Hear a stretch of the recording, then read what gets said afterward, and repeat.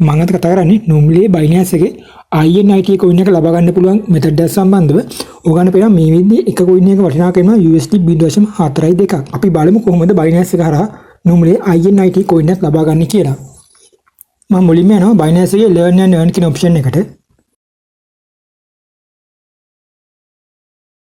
මම ක්ලික් කරනවා learn and earn කියන option එක. learn and earn කියන option එකේ ආපු අලුත්ම coin එක තමයි INIT. අපි බලමු කොහොමද normally එක INIT coin එකක් ලබා ගන්න කියලා. මම ක්ලික් කරනවා start learning කියන එක. මෙතන උඩ තියෙනවා start quiz කියලා. ඔයා ඒක select කරන්න. ඕගන්න පේනවා මෙතන ප්‍රශ්න 10ක් තියෙනවා. ඒ ප්‍රශ්න 10ට හරියට answers ටික ලබා දෙන්න ඕනේ.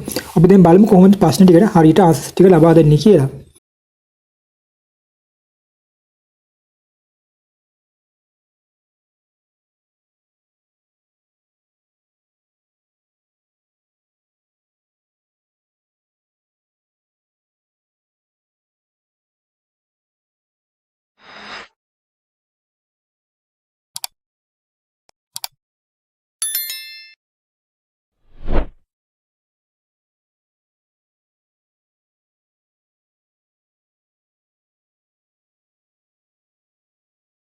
ඔගොල්ලෝ දැක්කම ප්‍රශ්න 10ටම හරියට answers ටික ලබා දුන්නා.